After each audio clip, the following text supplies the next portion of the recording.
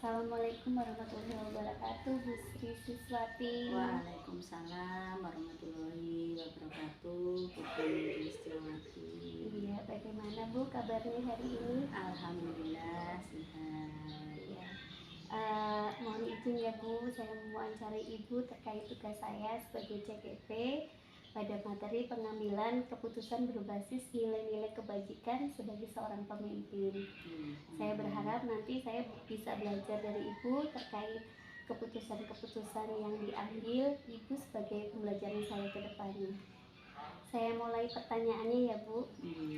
Selama ini bagaimana Ibu dapat mengidentifikasi kasus-kasus yang merupakan dilema etika atau bujukan moral Bu?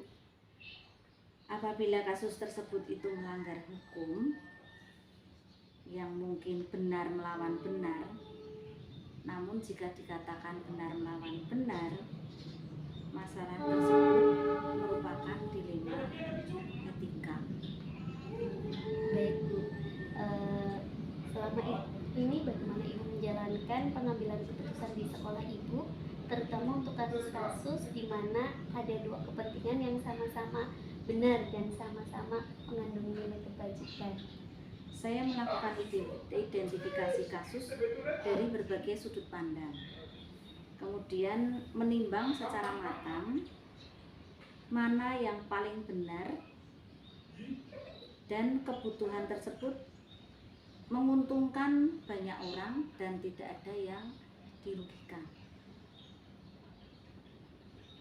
Terus berarti harus yang paling benar dan saling-saling menguntungkan ya Bu, seperti itu ya? Ya, kita identifikasi, kita pilih yang diantara benar-benar itu yang paling benar yang mana dan yang tidak menimbulkan kerugian buat orang lain. Berarti menguntungkan lah ya Bu buat semua pihak kayak gitu ya? Bisa menguntungkan ke semua pihak. Seperti itu ya Bu. Terus langkah-langkah atau prosedur seperti apa yang bisa Ibu lakukan selama ini? Langkah untuk apa? Untuk kasus-kasus yang ada di sekolah Ibu. Misalnya ada dilema etika. Iya, seperti itu. Ya, kita menentukan dulu siapa yang terlibat dalam kasus itu. Kemudian menanyakan kepada orang terdekatnya bagaimana dia dan sebagainya. Kemudian kita diskusi dengan warga sekolah untuk mengambil beberapa keputusan dengan pertimbangan apa yang akan kita putuskan nanti itu menjadi keputusan yang terbaik.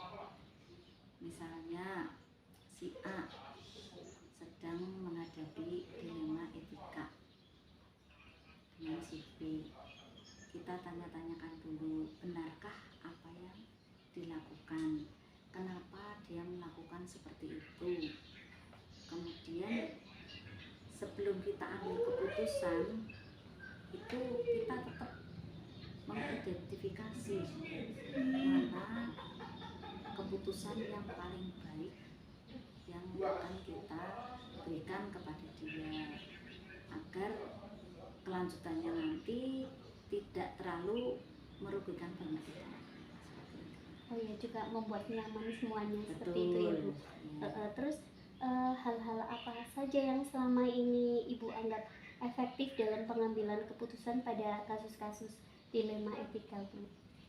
Yang jelas kepentingan umum harus kita kedepankan, mengutamakan kepentingan umum daripada kepentingan pribadi, dan agar tetap terjaga kenyamanan kondusif, ya, suasana yang kondusif di lingkungan kerja kita, ya, karena kondusivitas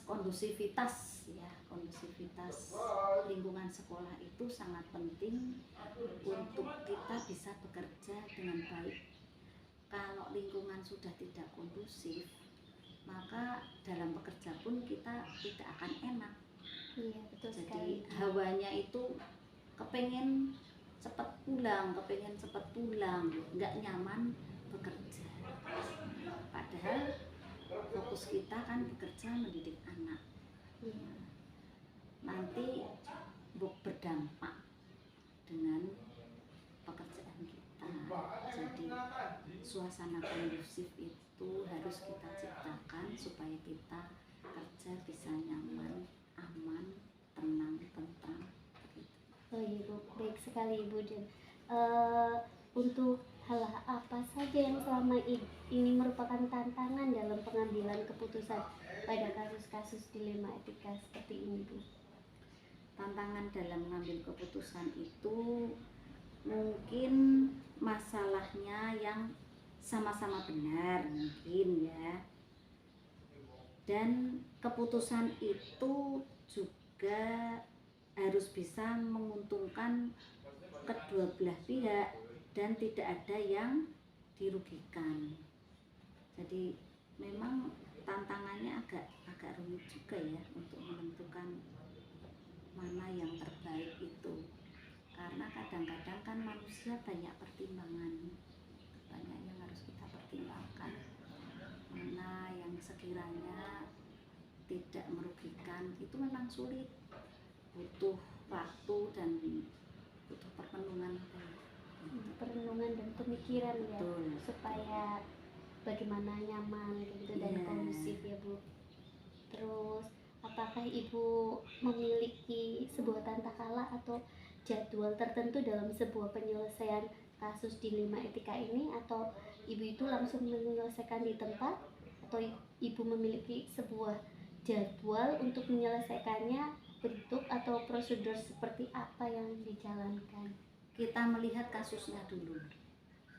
Kasusnya itu berat atau ringan. Kalau memang permasalahannya ringan dan harus diselesaikan saat itu juga, ya kita selesaikan saat itu juga.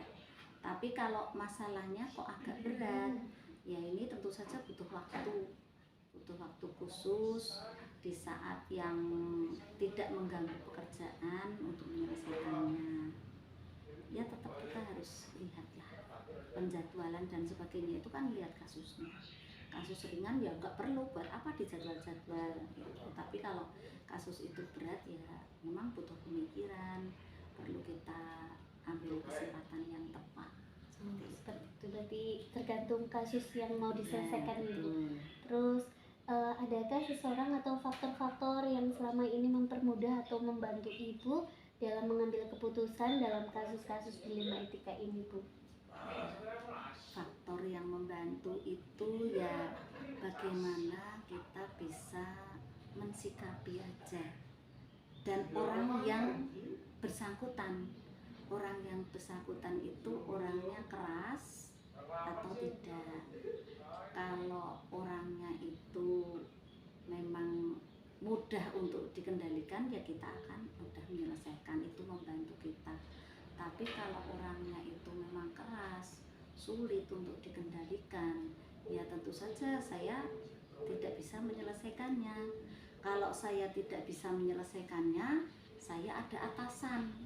Jadi kita tetap minta pertimbangan dari atasan, bagaimana langkah yang paling tepat untuk menghadapi masalah tersebut.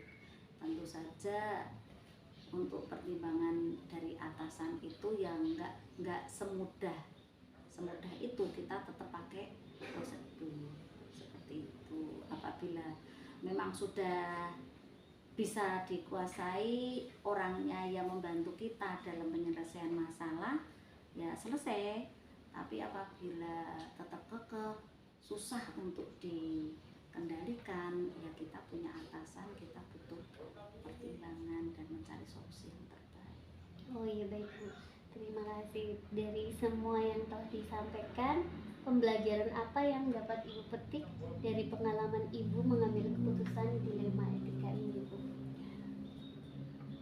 Yang kita petik dari dilema etika itu, kita berlatih untuk sabar dan menata pikiran, karena setiap permasalahan yang kita hadapi itu butuh kesabaran dan ketenangan dalam berpikir.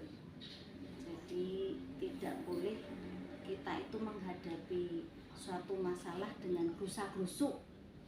gitu. Karena kalau gerusa-gerusu kadang-kadang iya kalau lagi pas, kalau keputusan yang kita ambil itu pas. Kalau lagi nggak pas, nanti ada efeknya. Setelah itu kan nanti kita sendiri yang kena. Karena seorang pemimpin itu dituntut untuk bisa bijaksana dalam mengambil keputusan. Ya namanya saja pimpinan, segala tingkah laku, tindak tanduk kita itu kan dinilai orang banyak. Apabila kita itu kurang bijaksana, nanti ya bawahan kita pun kan akan menilai kita juga. Kadang-kadang bawahan itu kalau mempunyai pimpinan yang kurang bijaksana, akhirnya dia bekerjanya pun seenaknya. Tapi kalau kita bisa menjadi pemimpin yang bijaksana, bahasa Jawanya itu kita dirikui oleh anak buah, dan anak buahnya itu biasanya kalau kita itu bijaksana dalam mengambil keputusan, mereka itu nyaman bekerja dengan kita. Seperti itu. Berarti intinya kita harus bijaksana ya, juga harus saling menghormati satu sama lain yang ada itu.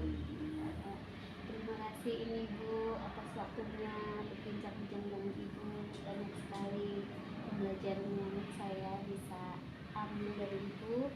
Terima kasih Bu Susanti atas waktunya. Sama-sama Bu. Sukses selalu. Terima kasih. Assalamualaikum warahmatullahi wabarakatuh. Waalaikumsalam warahmatullahi wabarakatuh. Ya, terima kasih. Sama-sama. Udah itu aja.